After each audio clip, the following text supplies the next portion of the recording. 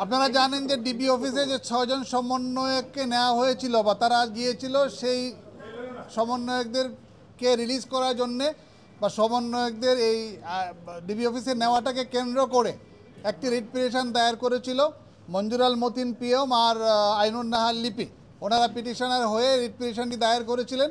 সেই রিট পিটিশনে আরেকটি জিনিস চ্যালেঞ্জ করেছিলেন তারা, লাইভ বুলেট, মানে যেগুলি পুলিশ গুলি করেছে সেরকম গুলি যেন পুলিশ করতে না পারে, লাইভ বুলেট না চালাতে পারে, সেই জন্য তারা রিট পিটিশন একটি ফাইল করেছিলেন। সেই রিট পিটিশনটি যথার্থভাবে ফাইল করা হয় নাই। এই রিট পিটিশনে যারা পিটিশনার ছিলেন তারা যথার্থ পিটিশনার ছিলেন না।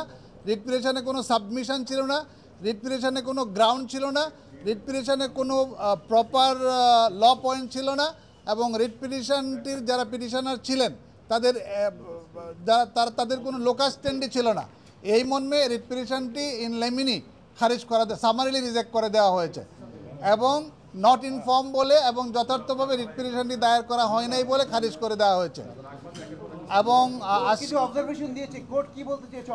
অবজারভেশন কোর্ট দিয়েছে যেগুলি আইন আছে, আমাদের যে কনস্টিটিউশনাল রাইট যেগুলি রয়েছে তাদেরকে বলা হয়েছে যে এটা আমাদের সংবিধানেই স্বীকৃত যে যাদের সমাবেশ করার অধিকার থাকবে, সমাবেশ করার অধিকার থেকে কাউকে বঞ্চিত করা যাবে না। আর পুলিশ যখন তার পাওয়ার এক্সারসাইজ করবে তখন সিআরপিসি এবং পিআরবিতে এবং সংবিধানে পুলিশকে যে পাওয়ার দেওয়া আছে সেই পাওয়ারটা পুলিশ এক্সারসাইজ করতে পারবে, বাট সংবিধান, আইন এবং বিধি সাপেক্ষে। এবং আমাদের সাবমিশন ছিল যে পুলিশ যে কাজগুলি করে যাচ্ছে এখন পরিস্থিতি সাপেক্ষে আইন এবং প্রসিডিউর মান্য করেই পুলিশ তার পাওয়ার এক্সারসাইজ করে যাচ্ছে, এবং আদালত এই সংক্রান্ত একটি নির্দেশনা দিয়েছেন যে পুলিশ সব আইন কানুন মেনে তার পাওয়ার এক্সারসাইজ করতে পারবে, এই বলে রিট পিটিশনটি খারিজ করে দিয়েছে।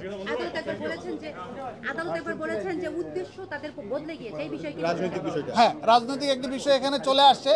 আপনারা জানেন যে এই আন্দোলনটি ছিল শুধুমাত্র কোটার আন্দোলন। এই কোটার আন্দোলনটি থেকে এই আন্দোলনটি ছিল অরাজনৈতিক আন্দোলন তাদের ভাষ্য মতে, কিন্তু গতকালকে এই আন্দোলনটি পূর্ণাঙ্গ রাজনৈতিক রূপ লাভ করেছে। এই আন্দোলনটি এখন এক দফার আন্দোলনে যেহেতু রূপান্তরিত হয়েছে, এবং যে 2 জন রিট পিটিশনার তারা গতকালকে ফেসবুকে স্ট্যাটাস দিয়েছেন মাননীয় প্রধানমন্ত্রীকে বাংলা ছাড়ার জন্যে, এবং তারা এক দফার আন্দোলনে কালকে বক্তব্যও রেখেছেন, আপনাদের মিডিয়াতে এগুলো আসছে। তারা চান যে এক দফার আন্দোলনে মাননীয় প্রধানমন্ত্রীর পদত্যাগ এবং তত্ত্বাবধায়ক সরকার বা কি একটা জাতীয় সরকার গঠন করার জন্য তারা প্রস্তাব দিয়েছেন। এবং সেই জাতীয় সরকারে একজন পিটিশনার তিনি বক্তব্য রেখেছেন যে তারাই সরকার কীরকম হবে সেটা ফর্ম করে দিবেন। এবং সেইখানে আমাদের এখানে যে একজন আইনজীবী রয়েছেন ব্যারিস্টার সারা হোসেন, উনিও কিন্তু তাদের যে প্রপোজাল রয়েছে আমরা ফেসবুকে যেরকম পেয়েছি, উনিও সেই উপদেষ্টাদের একজন থাকবেন সেই সরকারের।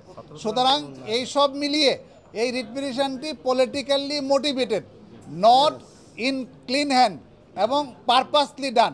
একটি রাজনৈতিক উদ্দেশ্য চরিতার্থ করার জন্য, একটি রাজনৈতিক উদ্দেশ্য হাসিল করার জন্য, আদালতকে ব্যবহার করার জন্য এই রিট পিটিশনটি দায়ের করা হয়েছিল। সুতরাং রিট পিটিশনটি পলিটিক্যালি মোটিভেটেড হিসাবে খারিজ করে দেওয়া হয়েছে। একটি গণতান্ত্রিক দেশে বিক্ষোভ করা বা কোনো কিছু, সব কিছুই আমাদের সাংবিধানিক অধিকার, এটা মানতে হবে। শান্তিপূর্ণভাবে যে সাংবিধানিক অধিকার রয়েছে আমাদের, ফ্রিডম অফ অ্যাসোসিয়েশন, সেটিকে মানতে হবে। আমাদের যে প্রোটেস্টের ব্যাপার, সেই প্রোটেস্টের ব্যাপারে উনি বলেছেন এটাও তাদের সাংবিধানিক অধিকার। এবং পুলিশকে তিনি কিছু ডাইরেকশন দিয়েছেন যে কোনো শান্তিপূর্ণ মিছিলে বা কোনো শান্তিপূর্ণ আন্দোলনে বা কোনো শান্তিপূর্ণ প্রোটেস্টে, সমাবেশে পুলিশ তাদের যে রুল রয়েছে সেই রুল ফলো করবে, এবং সেই রুলের মধ্যে বলে দিয়েছেন যে যেটুকু ফোর্স তাদের করা উচিত ওই পরিপ্রেক্ষিতে তার চাইতে বেশি কোনো কিছু তারা করবে না। ফলে যতটুকু ফোর্স তাদের করাটা আইনে তাদেরকে পারমিট করছে তার বাইরে তারা কোনো কিছু করতে পারবে না।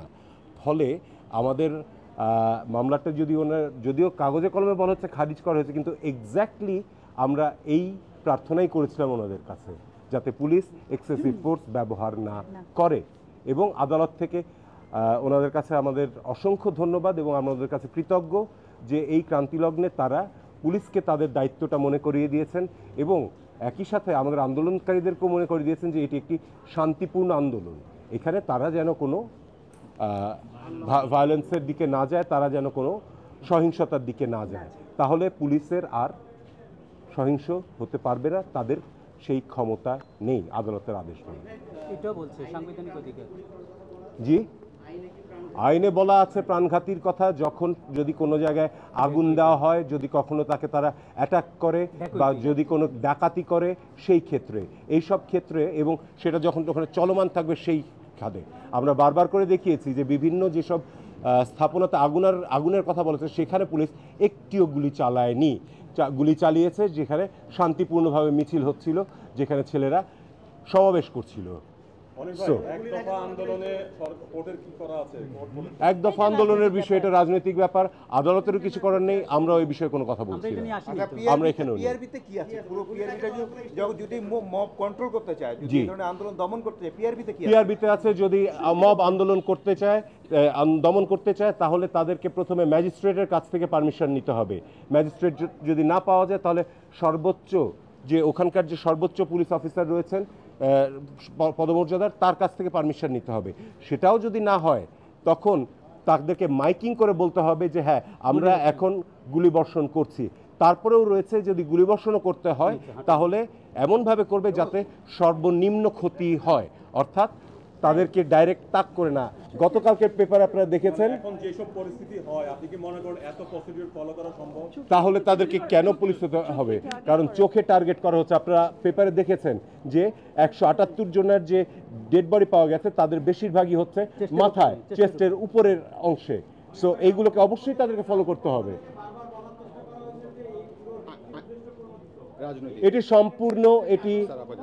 এটি সম্পূর্ণ ভুল একটি কথা।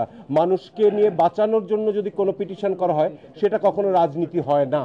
তারা আদালতে দেখিয়েছেন যে গত 2 দিন রিটকারী 2 জন প্রশাসনে ছিলেন এবং তারা ফেসবুকেও কিছু পোস্ট দিয়েছেন যে বাংলা ছাড়ো। জি, মানে প্রধানমন্ত্রী, আমার যেটা মনে হলো যে যেটা অ্যাকচুয়ালি গোয়েন্দা কার্যক্রম, সেটির আজকাল অ্যাটর্নি জেনারেল অফিস করা শুরু করেছে। যে কাজটি ডিজিএফআইআর বা সিআইডির করার কথা, সেটি অ্যাটর্নি জেনারেল অফিস করছে। আর একজনের ব্যক্তি স্বাধীনতা রয়েছে, তিনি যে কোনো কিছুতে বিশ্বাস করে সেটা বলতে পারেন, রাইট? এখন কি আমাদের কি সেই রাইটও নাই যে আমরা আমাদের মানুষ নিজেদের কথা বলতে পারবো না? অ্যাটর্নি জেনারেল ওখানে দাঁড়িয়ে আজকে দেশের অ্যাটর্নি জেনারেল হিসেবে না, তিনি একজন রাজনৈতিক নেতার বক্তব্য দিয়েছেন। আপনি কি বলতে